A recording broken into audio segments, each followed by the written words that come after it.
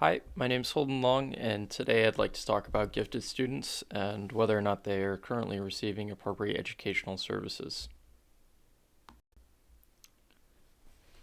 So, I think the most important thing when talking about this topic is getting a really concrete definition of what a gifted and talented student is. And for this, we can look to the National Association for Gifted Children, which gives us this definition. So, gifted students are those which give evidence of high achievement capability in areas such as intellectual, creative, artistic, or leadership capacity, or in specific academic fields, and who need services and activities not ordinarily provided by the school in order to fully develop those capabilities. Now, this is a much more inclusive definition than previous definitions of gifted children, and I think this is important to consider as we move on. So some believe that gifted and talented services and primarily the methods used to identify gifted students are currently inadequate and lead to inequities in the school system. Um, there is a small minority of people that believe that funding for gifted and talented services could be better used to serve other populations. However, I won't spend much time talking about this group of people as they're really small in number. More importantly, the debate is not um, whether or not we should fund gifted and talented services, but how we can best go about reforming the problems currently associated with gifted and talented services. Like I said, that the crowd that believes that gifted and talented population is overserved are few and largely unsubstantiated. So there are some problems with the gifted and talented services currently being offered in the United States. One large one is the nearly inevitable social isolation that gifted and talented students experience as a result of pull-out programs, which are just classes that they are pulled out of the normal larger classes to attend.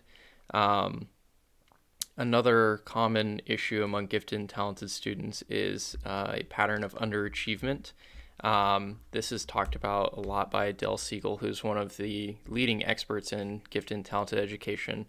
And he directly references this with the work that Carol Dweck does on process and outcomes and how we should be praising students. Additionally, requirements for teaching gifted children are largely unfounded and not really standardized across the nation, which can lead to some issues of inadequate teaching. So one area of focus that Del Siegel points out in his studies is that many gifted and talented programs look to serve critical thinking and creativity rather than practical core curriculum. So only 24% and 29% of schools, respectively, had math or reading advanced or accelerated courses that we would look for in gifted and talented programs. And another large problem is that gifted students have varying abilities and needs, and it's difficult to accommodate within the gifted and talented population.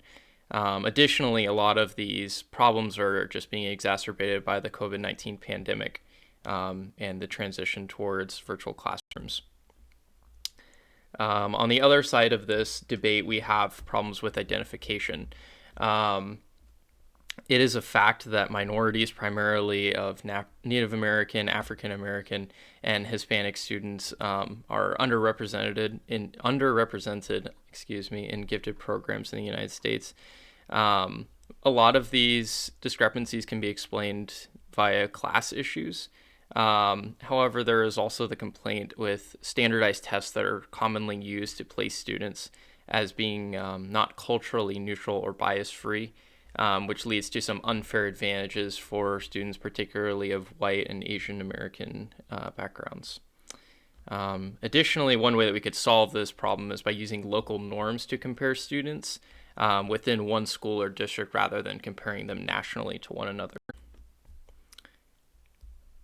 Okay, so like I said, this is the first side of this issue, which is to reform the gifted and talented programs that are already there, which we can do by focusing on core curriculum, instituting programs to reduce the social isolation many gifted students experience, and follow guidelines that are outlined by Carol Dweck to praise process rather than outcomes in order to kind of nip that problem of underachievement within this population.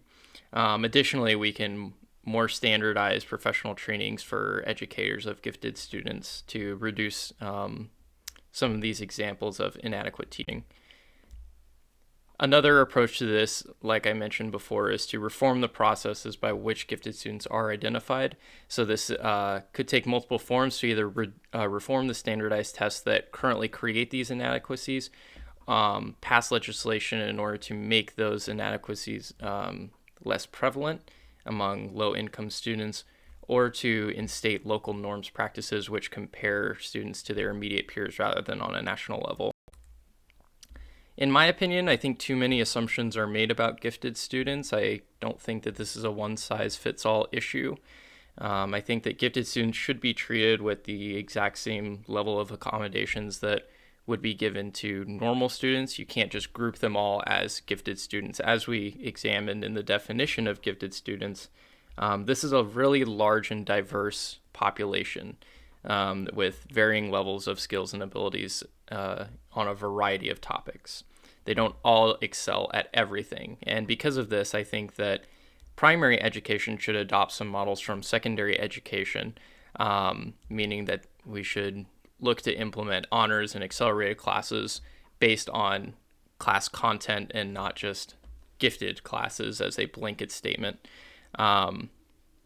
Entrance into gifted programs should not be focused around test scores, but rather through local curriculum results. It should not be associated with national test scores, but with local curriculum results. And of course, by teacher recommendations who know their students best, certainly better than any test could. And this is mostly just because test results are often arbitrary, and it's a lot to place on students, just their placement into a gifted program based upon the results of one test. With that being said, here are my references, and I appreciate your time in viewing this presentation.